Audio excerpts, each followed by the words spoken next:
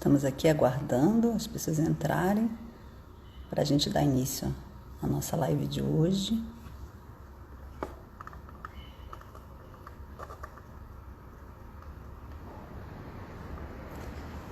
Eu já vou começando a apresentar aqui. Hoje é dia 21 de maio de 2020. Eu sou Ana Paula Goulart, estou aqui dando continuidade à live, a série de lives do Memória da Eletricidade. O nosso tema hoje é Memória Empresarial no Mundo em Transformação e a gente tem a honra de te receber aqui para conversar sobre esse assunto a Silvia Fiuza, que é presidente da Associação Brasileira de Memória Empresarial, ABME, que vai bater o papo aqui com a gente sobre esse assunto. Estamos aguardando ela entrar aqui para a gente dar início à nossa conversa. Vamos aguardar um pouquinho, enquanto as pessoas estão chegando, as pessoas estão entrando.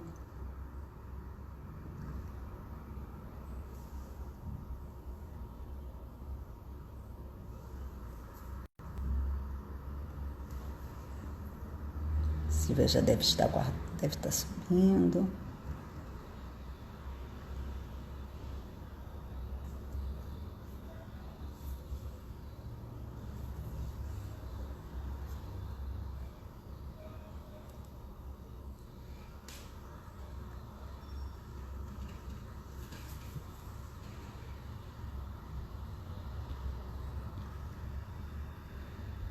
Ela não chegou ainda.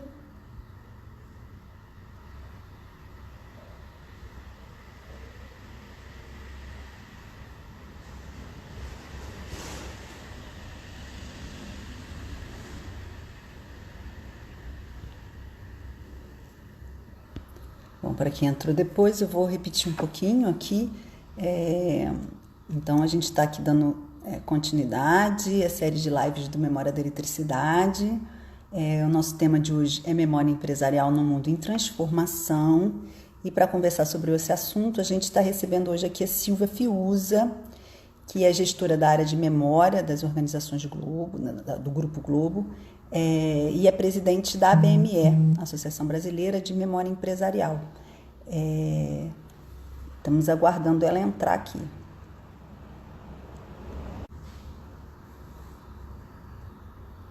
Um minutinho, eu vou chamá-la aqui. Então, ela deve estar entrando. Aguardando alguns minutinhos, alguns segundinhos.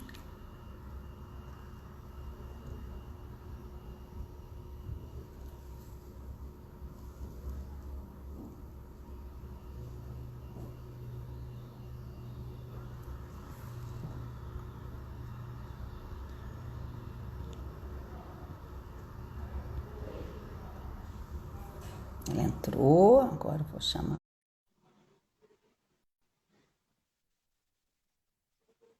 Ela já vai entrar conosco aqui.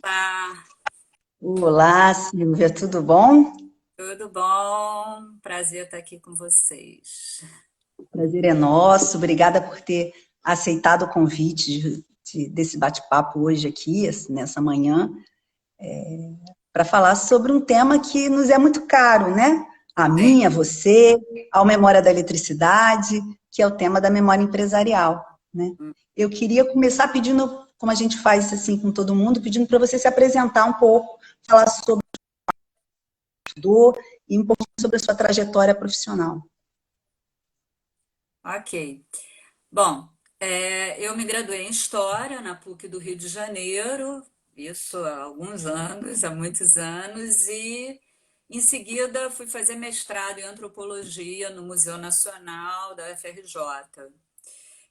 Eu, assim, já trabalhava no Globo, na redação do Globo, eu tinha 20 anos, e já comecei a minha vida tendo que conciliar o estudo com o trabalho, né? A vida acadêmica com a vida profissional.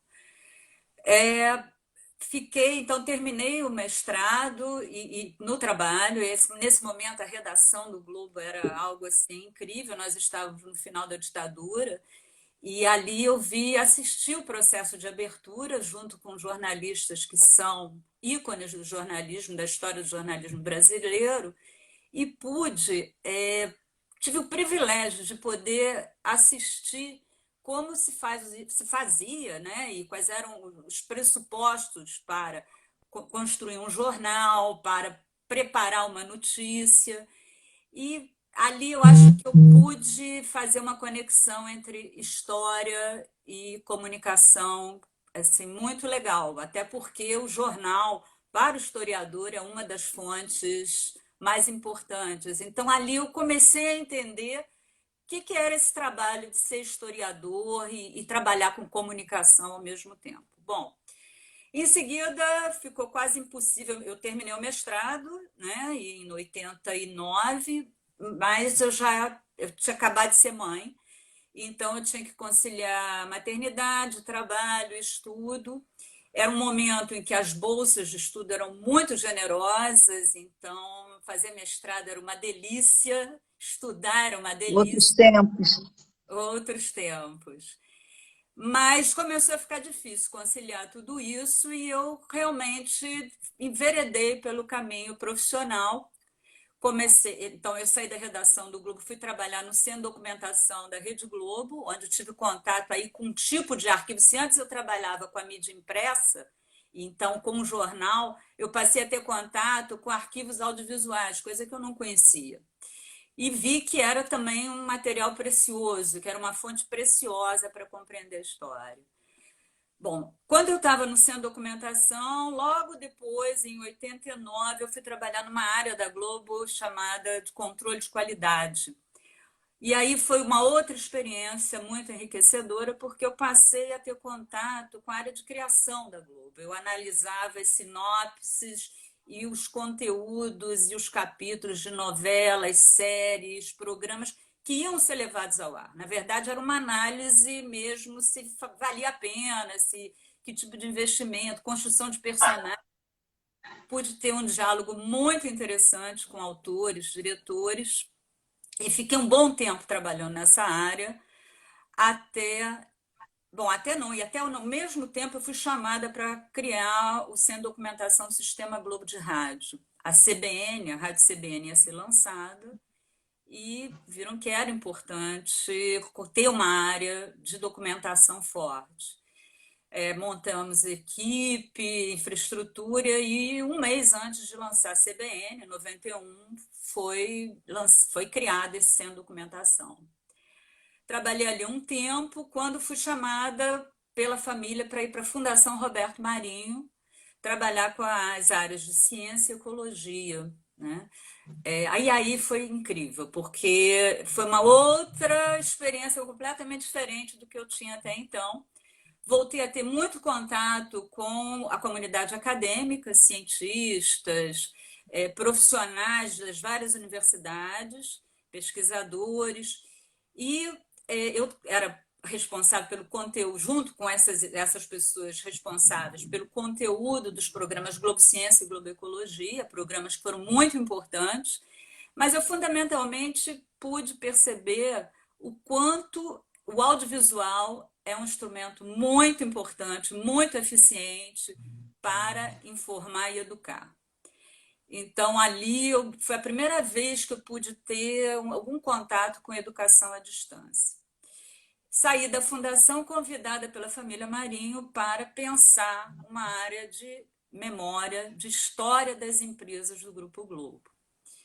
E aí que vem o maior desafio, né? Embora o Grupo Globo tenha sempre tido uma preocupação muito grande em preservar seus acervos e a sua história, não havia nada estruturado e nada que possibilitasse repensar e pensar valores, princípios, que era uma discussão que estava acontecendo naquela hora, né? A identidade da empresa. Então, quer dizer, eu comecei e aí convidei profissionais, você participou durante todos esses anos, tem participado, historiadores, antropólogos, profissionais de comunicação, sociólogos da PUC do Rio de Janeiro e da UFRJ para pensar essa área.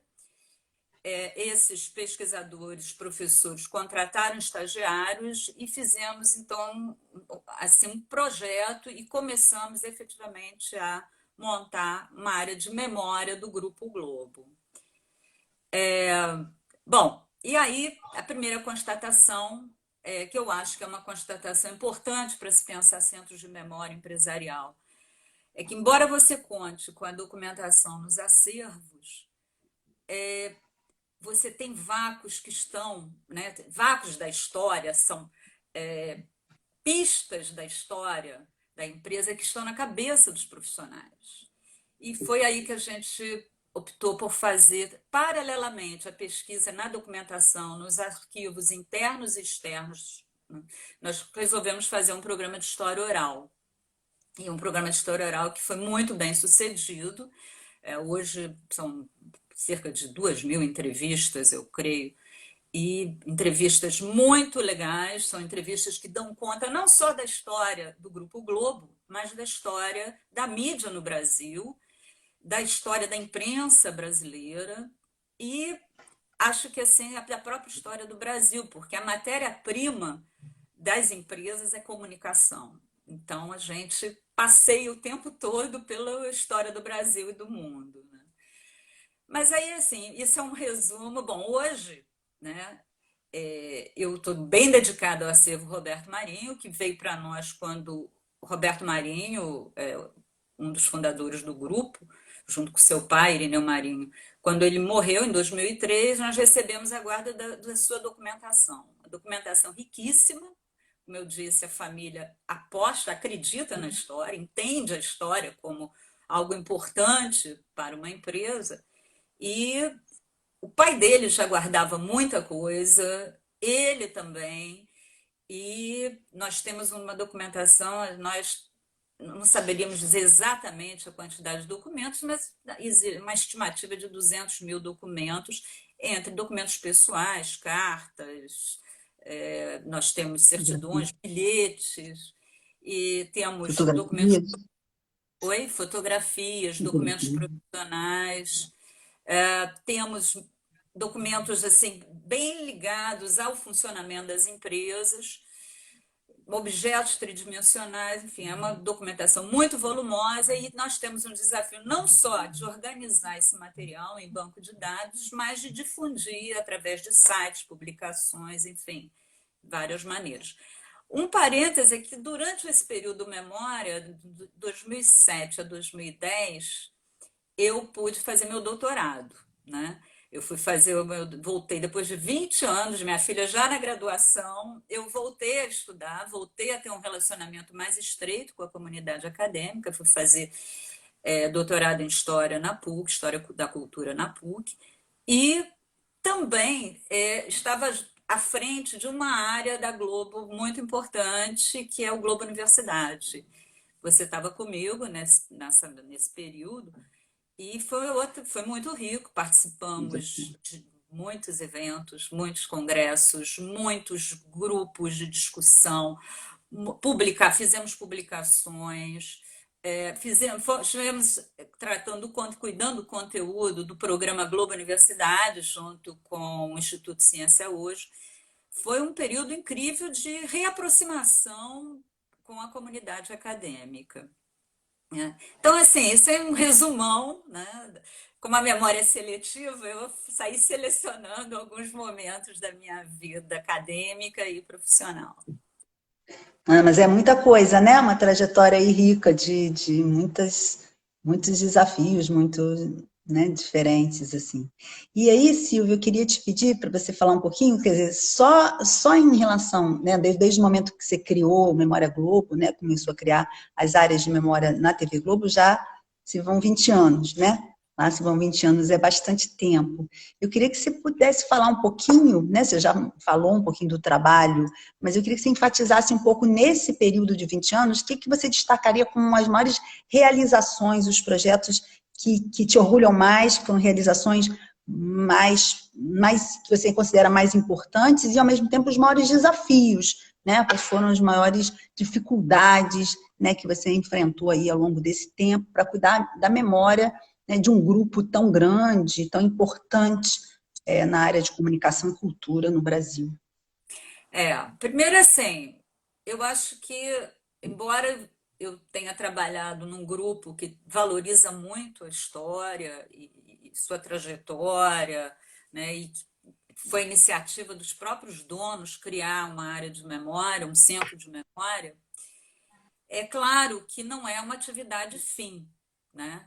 Você ter um centro de pesquisa, de documentação, de memória, embora eles ajudem a pensar a empresa, o dia a dia ele está ligado a uma produção de alguma coisa, né? Seja de um programa de televisão, seja de um maquinário, seja de, enfim, de um produto, né?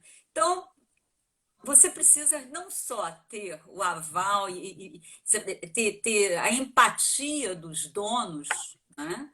Mas também do conjunto de executivos da empresa que vão te prover os recursos necessários. São recursos que vão desde equipamentos tecnológicos até contratação de pessoal, treinamento de pessoal, instalações adequadas, instalações para armazenamento de documentação. Enfim, essa não é uma tarefa fácil para ninguém. Né? Então, eu acho que assim, e tem a coisa que para mim é mais importante: o conjunto de funcionários precisa abraçar a ideia, porque senão você não tem como ganhar as pessoas para dar uma entrevista sobre a experiência delas, a vida delas naquela empresa. Então, esse foi um trabalho de formiguinha, porque você tem que falar da memória, memória muito associada a passado, ou as pessoas dizem assim, mas eu não vou morrer, por que eu tenho que ficar falando da minha memória? Eu não pretendo morrer. A ideia de que a memória e morte são duas coisas muito associadas. A gente teve que quebrar isso, e isso acho que foi muito bem sucedido, porque a partir do segundo ano as pessoas pediam para dar entrevista. Eu recebia, e a equipe toda recebia, recados, telefonemas, e-mails. Quando é que vocês vão me entrevistar? Vai demorar muito? Eu tenho uma opção de coisa para contar. E as pessoas provocavam dizendo que tinham coisa, mandavam fotografias. Então, de fato, você tem que ganhar as pessoas. Eu acho que esse é um desafio, né? Não só para fazer entrevistas, mas também para as pessoas abrirem os arquivos. Tem arquivos que já estão estruturados. Tem outros que estão nas gavetas, mas que são arquivos, né? Não tratados, mas são arquivos. Estão nos armários. Então, você ganha confiança para poder receber esse material, cuidar desse material. Então, eu acho que isso foi uma coisa desafiante. A segunda coisa foi difundir informação, analisar criticamente e difundir informação. Embora seja um projeto institucional que parte, né, que está dentro da empresa e está muito ligada à área institucional, você tem que ter alguma independência, alguma autonomia para poder analisar criticamente aquelas informações, até para ganhar credibilidade. Então, eu me lembro, quer dizer, nós começamos a fazer várias publicações e você participou muito comigo do livro sobre o Jornal Nacional nos 35 anos, onde nós resolvemos visitar momentos críticos da história da empresa.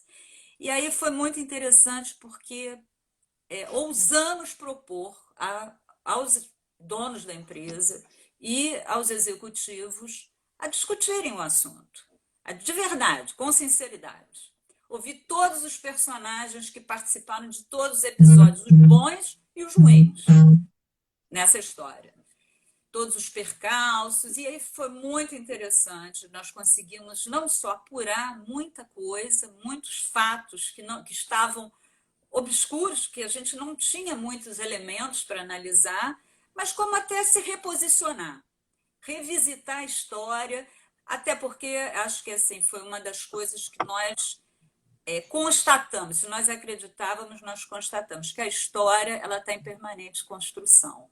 Né? A história não é alguma coisa que fica ali ancorada no passado, imóvel, sem poder ser mexida e repensada. Muito pelo contrário, ela está o tempo todo em movimento. É uma história no gerúndio, né? Sendo feita permanentemente. Então, eu acho que esses foram os maiores desafios. Eu acho que você está falando num aspecto que eu acho que é bem importante para as empresas que trabalham com a sua memória, que na verdade é o desafio de de não ter medo do seu passado também, né? E de não evitar, e não achar que porque é um projeto institucional, você também tem que ser só laudatório, né? É, Às isso, vezes é importante a empresa também tocar nas suas feridas, é importante a empresa fazer uma autocrítica e às vezes até admitir que errou, que eu acho que foi o que aconteceu né, nesses casos que você está citando aí, e eu acho que isso que faz uma atuação moderna da empresa na área de memória, né? eu só acredito assim. Acho que só é possível pensar sinceramente na história e criar um centro de memória se você olha de verdade para o que é aquela história, quer dizer, tentar buscar cada vez mais pensar e repensar. Também não deixar aquela coisa ali consolidada e nunca mais vamos tocar no assunto, porque é para ser revisitada permanentemente. Então, se eu vou te repassar aqui duas perguntas que as pessoas já fizeram aqui. Uma que acho que talvez tenha a ver com isso que você está falando do trabalho da recuperação histórica e de história oral, que está perguntando se a gente fez, né, as ações da área de memória da Globo fizeram algum trabalho para recuperar, por exemplo, parte da memória que se perdeu nos incêndios. E uma outra pergunta que fizeram aqui também, que eu acho que talvez você possa emendar na questão da recuperação histórica e na história oral, que é como que se faz para selecionar as pessoas que vão dar entrevista. Uhum, tá certo. Bom, em relação ao material que se perdeu, eu sempre fico, quando fala material, documentação perdida, eu fico, me dá uma tristeza profunda. Porque eu acho que perdeu, perdeu. Né? Eu acho que muita coisa, por mais que a gente consiga recuperar através de depoimentos ou através de pessoas do público, teve uma coisa muito interessante, nós conseguimos algumas doações, pessoas que tinham revistas de época, que nós fomos lá atrás para saber um programa que sumiu, que a gente nem tinha ideia que tinha ido ao ar, nós fomos atrás. Revistas, fotografias, enfim, nós fomos de fato tentar resgatar esse material perdido. Agora, as fitas, por exemplo, com material, com programas da Globo que se perderam no incêndio, essas foram perdidas. Isso foi, e aí a história oral, os depoimentos foram essenciais. Eu acho que a gente tem um caso no Brasil, que é a Rádio Nacional, que a gente dá para entender bem como não cuidar de um arquivo que se perde, como fica difícil depois você resgatar. Quer dizer, a Rádio Nacional foi importantíssima no país, nas comunicações, na vida brasileira, e hoje é muito difícil a gente ter, enfim, tem alguma coisa que foi recuperada, mas é difícil. A mesma coisa com as TVs Excelsior, Tupi. Eu estou falando de televisão e de rádio, porque é bem a minha experiência. Mas eu acho que qualquer empresa, ao perder um acervo e um arquivo, é muito difícil. Eu acho que é só mesmo, acho que os depoimentos ajudam, mas é muito difícil você recuperar esse material. Bom, a outra coisa é como é que a gente seleciona, né? Tem que estabelecer alguns critérios e nós fomos mudando esses critérios em vários momentos. Primeiro, existe um critério básico: quem pode contar sobre a história da empresa. Então, da história mais pregressa, mais pretérita, à história mais próxima, né? E aí nós fomos buscar antigos funcionários, muitos aposentados, né? Alguns aposentados, alguns ainda trabalhavam. Fomos também pegar funcionários que estavam na empresa, mas que nós sabíamos que estavam em cargos, em situações, ou que tinham tido uma trajetória, onde tinham consolidado muita informação. Quando começamos a pensar em publicações, em sites, enfim, em maneiras de difundir a história das empresas, do jornal, da televisão, da rádio, nós passamos a entrevistar públicos específicos. Então, se nós tínhamos um livro sobre dramaturgia, nós íamos buscar pessoas da área de dramaturgia, de antigos atores, antigos técnicos, diretores, autores, né? Então, nós íamos tentar ali mapear ao máximo as informações que essas pessoas podiam nos dar e que poderiam ser cruzadas com informações, com a documentação que a gente tinha, que a gente tem. Quando fomos fazer o livro do Jornal Nacional dos 35 anos, fomos aos jornalistas que tinham vivido aqueles episódios que nós consideramos assim representativos da história da empresa naqueles 35 anos. Quando fomos fazer o site, decidimos editar mini documentários sobre minisséries, novelas, coberturas jornalísticas. Nós fomos entrevistar pessoas que tinham participado desses programas e dessas coberturas. Então, eu acho que são várias coisas. Tem a ver com aquilo que você está querendo produzir imediatamente, mas também com o teu conceito de recuperar uma história, uma trajetória, no caso do Grupo Globo, uma trajetória de quase 100 anos, né? Desde a criação do Jornal Globo. Na Silvia, verdade, queria... desde a criação do Jornal à Noite, em 1911, pelo Irineu Marinho, né?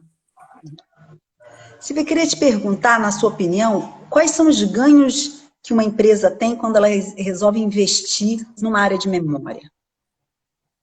Eu acho que tem muitos, né? Eu acho que a memória, além daquilo que é bem óbvio, que é recuperar a trajetória mesmo, é acreditar na história como algo importante na vida da sociedade. Então, isso senão eu não teria apostado na história a minha vida toda.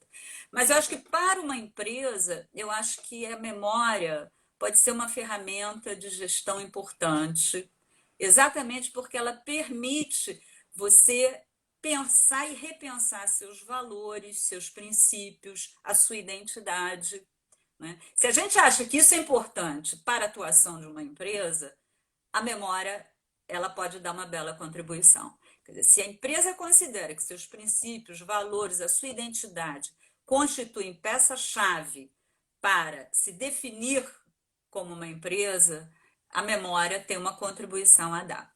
Eu acho que assim, uma outra coisa bacana é que ela ajuda a empresa a se reposicionar, né? Por exemplo, nesse momento que a gente está com tantos desafios, a memória da empresa ela é muito interessante. O que será do mundo agora?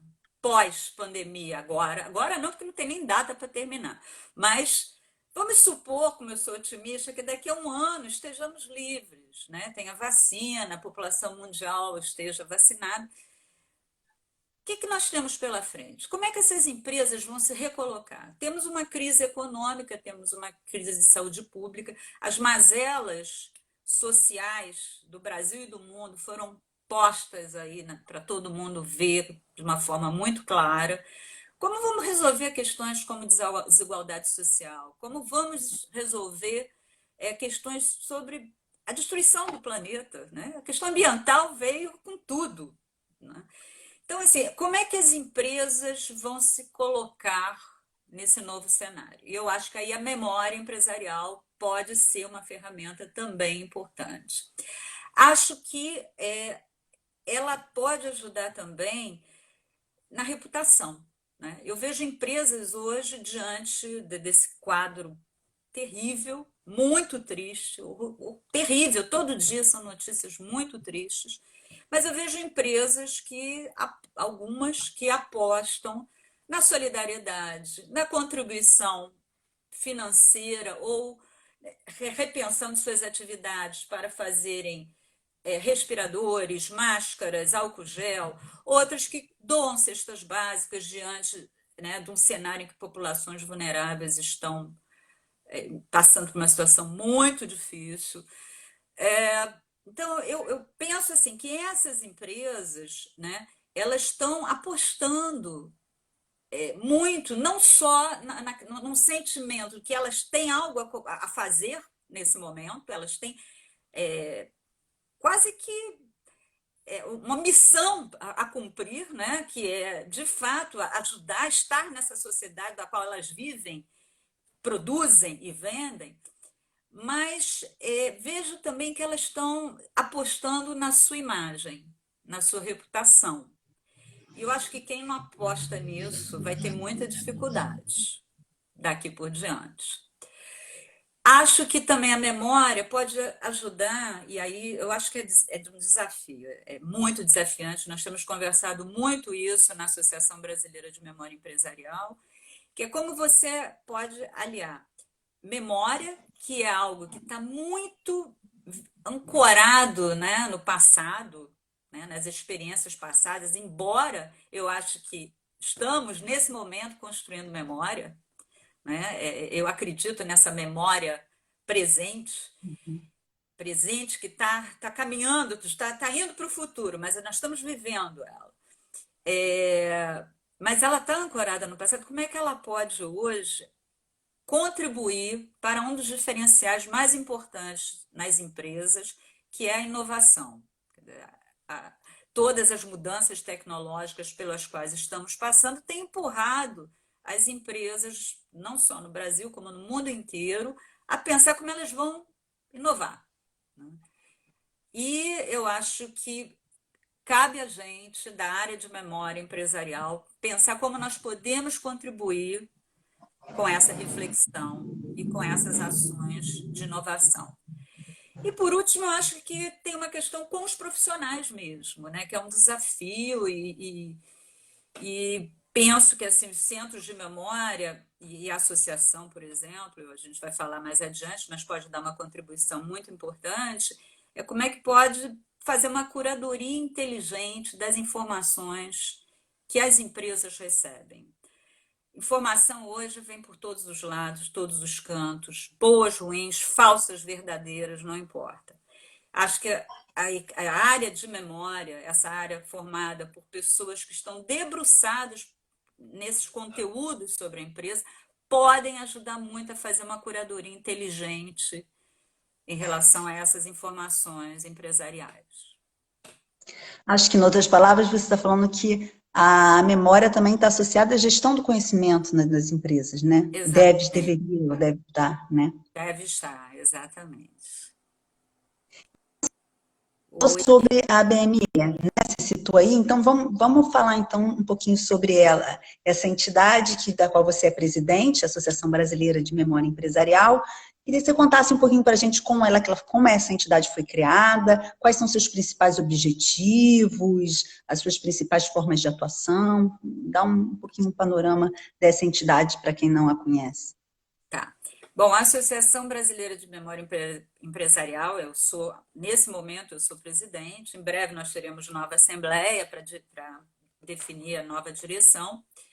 Mas ela começou em 2010, quando um grupo de empresas, a Bung, Votorantim, Klabin, Petrobras, Globo, Itaú, enfim, um conjunto de empresas, né, começou a se reunir, pessoas, muitas das áreas de história e ligadas a centros de memória empresarial, começaram a se reunir para trocar experiências, discutir os desafios comuns, os desafios específicos. Convidamos especialistas e pessoas de várias áreas para discutir com a gente. Foi um período muito rico, né? Foi um período em que foi possível essa troca de experiências entre centros de memória, pode assim, ajudar de fato a fazer com que a nossa atuação em cada empresa seja mais fortalecida, seja mais convincente, né? Então, assim, esse grupo foi se reunindo ao longo de 7 anos, né? Nós estivemos nessa rede de memória empresarial durante 7 anos, quando a necessidade de institucionalização e profissionalização da rede foi se impondo. Nós queríamos realizar mais coisas, eventos, publicações, etc. E tínhamos sempre aquele limitador, né, para realizar isso tudo. Foi aí que decidimos criar uma associação. Ela foi criada há 3 anos, né, apenas 3 anos, e começamos a trabalhar, né, seus objetivos principais são apoiar as ações dos centros de memória no Brasil, divulgá-las, né? Apoiar na formação de profissionais, apoiar políticas públicas de preservação do patrimônio material e imaterial. Enfim, tem uma série de objetivos que eu acho que valeria a pena quem tem interesse mesmo em memória empresarial e conhecer a associação entrar. Tem um site que é abme.org.br. A ABME está no Facebook, no LinkedIn, no Instagram também, e ali assim, o público pode encontrar muita coisa sobre a associação. E tem uma sede que funciona em São Paulo, no bairro de Pinheiros. Tem um conselho de administração, né, formado por representantes de algumas das empresas que participam da associação. Tem sócios e tem um conselho fiscal que cuida das contas, além de uma pessoa, uma coordenadora de comunicação e uma assistente administrativa. Então, essa é a Associação Brasileira de Memória Empresarial. Hoje, nós já fizemos um evento recentemente. Esqueci uma coisa, tem um conselho consultivo formado por pessoas que nós consideramos importantes para nos ajudar a pensar em memória empresarial. Fizemos recentemente um evento junto com o SESC, com o museu, o museu de... Na verdade, não é nem um museu, foi junto com o SESC e com uma exposição sobre memória empresarial que estava acontecendo ali no Museu do Ipiranga, se eu não me engano. Eu não conheço muito São Paulo, mas acho que foi isso. E foi um evento bem bacana, onde nós trouxemos alguns convidados e conseguimos, de fato, mostrar pela primeira vez não só o nosso trabalho, mas as reflexões dos centros de memória empresarial. Então, nesse contexto de discussão da própria associação e da sua própria reflexão como profissional, com muita experiência, muitos anos nessa área, como que você diria que quais seriam os maiores desafios da memória empresarial no Brasil hoje, né? Porque ao longo desses anos também essa área foi mudando, né? E seus desafios também foram se transformando. Como é que você desenharia um pouco esse cenário hoje? Eu acho que até já falei um pouco, né? Eu acho que assim, o desafio do Centro de Memória conseguir hoje caminhar junto com os desafios das empresas, né? Acho que as empresas brasileiras, nesse momento, também estão se perguntando como será, né? Muitas olham, veem claramente que nada será como antes. Nós estamos num momento que o mundo parou, temos uma crise de saúde horrível, né? Que ainda vai demorar um pouco. Temos uma crise econômica séria no horizonte, temos problemas sociais seríssimos no Brasil e em outros países também, né? Talvez não tão graves quanto nós achamos, que nós vemos aqui, mas existem. Qual o papel do empresário nessa sociedade com tantos desafios, tantos problemas? Qual o papel de um centro de memória nessas empresas? Eu acho que a ferramenta de gestão que a gente estava falando, né? Embora os centros de memória se ocupem da documentação, de tratamento dessa documentação histórica, elas também trabalham com uma documentação ligada à organização, né? À empresa, à gestão empresarial. Como é que você pode cruzar isso, né? Fazendo uma curadoria inteligente? Eu me pergunto assim, como é que essas empresas podem se reposicionar nesse novo cenário que vem aí, né, que está sendo vivido e que virá cada vez mais, porque ao mesmo tempo que a situação é muito difícil, com crise econômica, crise sanitária, enfim, crise social, nós temos um desenvolvimento tecnológico que está indo, a inteligência artificial está aí, né, está batendo a nossa porta. Como é que vamos lidar? Como é que a história da empresa poderá atuar junto com esses novos, esses desafios que estão aí, né? Então, eu não teria uma resposta, né? Eu não teria nada muito categórico a dizer, mas eu tenho esperança que de tudo isso vai sair uma sociedade melhor e uma atuação empresarial também muito mais forte, muito mais consciente, muito mais rica do ponto de vista de pensar o seu negócio muito mais integrado à sociedade. E aí eu acho que nós temos, a área de memória tem um papel muito bacana. Não, eu acho que é isso. A gente está num mundo de transformações muito radicais, que eu acho que a pandemia colocou a gente face a face com essa necessidade, essa percepção das transformações, né? Mas muitas dessas transformações são anteriores à própria pandemia, né? Como você mesmo falou aí, as tecnologias e tal, que se aceleram, né? Que vinham no mundo já em forte aceleração. Se a gente pensa, por exemplo, na digitalização, Uhum. que eu acho que ela afeta diretamente os centros de memória, os acervos históricos de empresas, como é que você vê esse, ou como que você, pela experiência que você conhece, como que isso já vinha impactando as empresas, ou como as empresas já vinham incorporando essas tecnologias, e o que que isso muda para as empresas, para os centros de memória e para a própria sociedade? Pois é. Eu acho que temos. Esse é um problema. Esse é um problema porque as informações digitais elas chegam e vão com mais rapidez, né? Você tem um volume muito maior do que se tinha anteriormente, com informações impressas, audiovisuais, que ainda existem, claro, mas hoje eu diria que uma parcela significativa de informações dentro de uma empresa elas estão em meio digital. E eu acho que assim, quem acredita que a história, a memória da empresa vale a pena e é importante, continua guardando, né?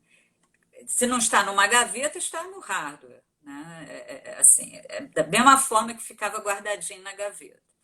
Você consegue sensibilizar alguns para te enviarem essas informações. Mandam e-mails, mandam documentos, mandam fotografias digitais, mas é muito mais difícil. Isso é muito mais difícil. Então, além de você ter que ter ferramentas tecnológicas, softwares e hardwares potentes para lidar com esse conjunto de informações, organizá-los, é, indexá-los, né? Ou seja, transformá-los em um Google inteligente, como você faz com que as pessoas não descartem?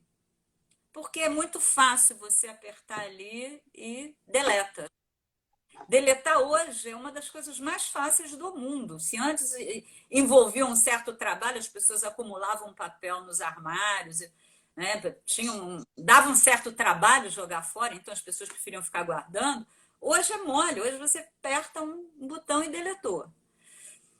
Então, assim, esse é um desafio. Como os centros de memória vão conseguir sensibilizar cada vez mais as pessoas que estão dentro de uma empresa para deletarem apenas aquilo que elas acham e não só que elas acham, mas elas perguntarem: Oi, centro de memória empresarial da empresa X, será que valeria a pena manter esse documento e tal? Então, eu acho que a interlocução vai ter que ser cada vez maior.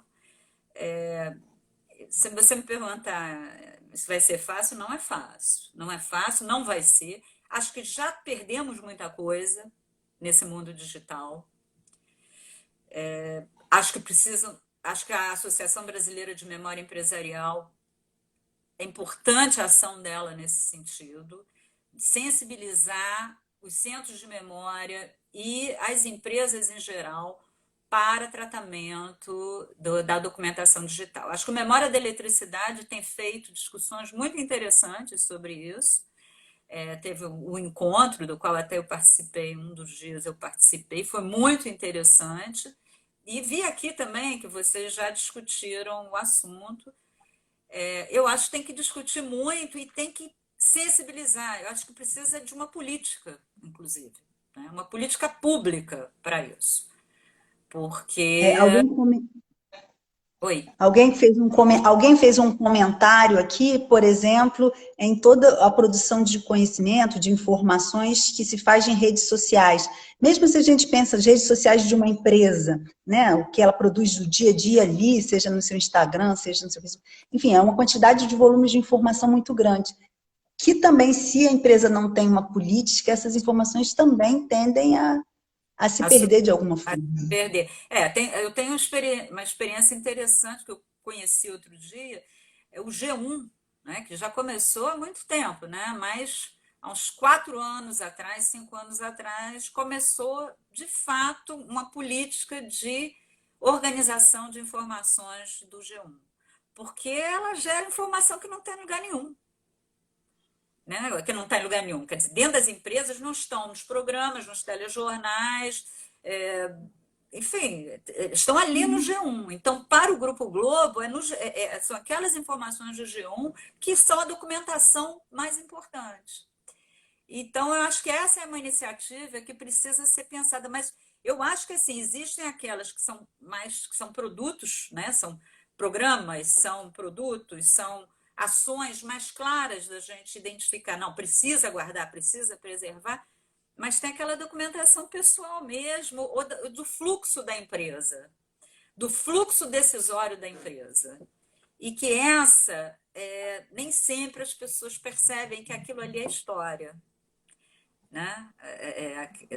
Tem pessoas que são muito sensíveis a isso e identificam. Eu tenho a sorte de trabalhar com acionistas que percebem, né, o que é um documento histórico importante. Então, vira e mexe, a gente recebe algum documento deles. Mesmo assim, a gente sabe que o conjunto da empresa ainda tem muita coisa que está nos seus computadores ou que foram embora. E às vezes está no computador pessoal do funcionário que sai da empresa e vai tudo se perde, né? Nesse sentido, aí é que a história oral continua sendo importante, né? Eu acho, cada vez mais, eu acho que um centro de memória empresarial, que lida, inclusive, com a rotatividade de trabalhadores, né? Você tem, enfim, pegando uma história longeva, como a do Grupo Globo, como da Boeing, como da Votorantim, são empresas muito, Klabin, são empresas que têm muito tempo, né? E aí você vê que se você cruzando a documentação com as histórias das pessoas com os depoimentos, você consegue, às vezes, suprir lacunas que vão exatamente nisso, né? Perdeu-se um arquivo no incêndio, rasgou-se o material, o arquivo se deteriorou, enfim, tem muitas histórias tristes, mas nesse sentido eu acho que a memória oral e a pesquisa na documentação são importantes, e a análise e interpretação disso, que também não adianta ter só os dois em estado bruto. Você precisa ter pessoas qualificadas para fazer uma análise crítica desse material, contrapor informações, buscar novas informações, e não que você vai encontrar a pura verdade dos fatos, mas você vai se aproximar, né? Com certeza. Silvia, a gente já está meio se aproximando do nosso final da entrevista aqui, a gente tem mais 5 minutinhos só, mas eu queria pedir para você falar, é uma pergunta muito abrangente, mas eu queria que você falasse um pouquinho o que você recomendaria, que orientação poderia ser dada para uma empresa que gostaria de criar que não tem ainda, mas que gostaria de criar uma área ou um centro de memória, em termos de conceitualização, montagem de equipe, infraestrutura. Eu sei que, claro, essa é uma pergunta muito abrangente, porque depende da natureza do negócio, do tamanho da empresa, do recurso disponível, mas que orientações mais gerais assim você daria para uma empresa dessa, que gostaria de criar a sua área, ou pelo menos né, ações específicas de memória? Bom, a primeira seria conversar com as pessoas da Associação Brasileira de Memória Empresarial, porque certamente ali tem pessoas que tiveram experiências importantes, então eu acho que podem ajudar muito. Acho que a associação ela está aberta, né, a conversar, a trocar experiências. Eu acho que isso seria importantíssimo para quem deseja criar um centro de memória.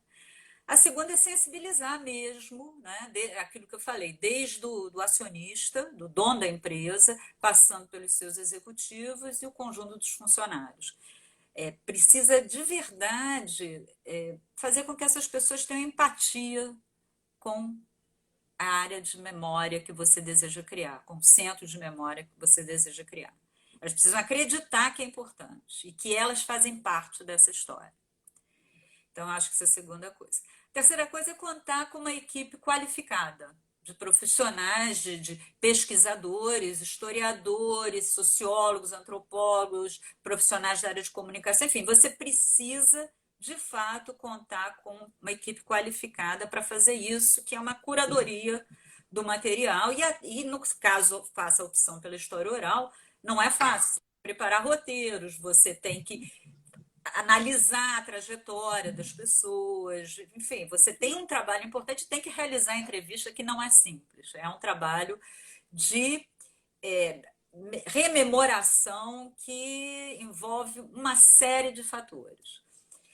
E ter também o apoio de infraestrutura mesmo para armazenamento dos materiais, de tratamento dos materiais, apoio tecnológico, então você tem que contar de fato com equipamentos, com dos mais diversos, do computador até scanners, ou você pode contar com prestadores de serviços externos, mas que trabalhem com você, né, enfim, no tratamento do material, museólogos, pessoas na área de digitação, ou mesmo consultores de conteúdo. E você também, no caso de entrevista, de história oral, aí você tem que organizar minimamente uma situação para você poder gravar e editar o material para poder disponibilizar isso para o público. Essas são as ideias gerais do que eu acho, mas tem muito mais coisa. Silvia, para finalizar um pouco a nossa entrevista, a gente geralmente pede para o nosso entrevistado alguma indicação de um livro, de um filme, de uma palestra, que diga respeito ao tema que a gente conversou aqui. Você teria alguma indicação aí para quem está nos assistindo? Bom, três indicações. Assim, uma é assistir a live do Átila Yamarino, que é um biólogo muito interessante para compreender um pouco o que a gente está vivendo, né, para onde estamos indo. Acho que isso é bacana. Toda segunda, se eu não me engano, ele tem uma live. Bom, quer dizer, estou lendo um livro muito interessante para pensar as cidades, né, a vida urbana nos séculos passados e no século XXI. Chama-se as cidades sul-americanas, especialmente, chama-se Cidades Sul-Americanas como Arenas Culturais. São um conjunto de ensaios de antropólogos, sociólogos, historiadores e arquitetos que trabalham com o conceito do Richard Morse como chave para compreender a cidade, né, a vida urbana e a relação entre cultura e cidade. E esse fim de semana, diante de tantas barbaridades que eu tenho assistido, eu fui reler Eichmann em Jerusalém, da Hannah Arendt, onde ele discute a banalidade do mal, né?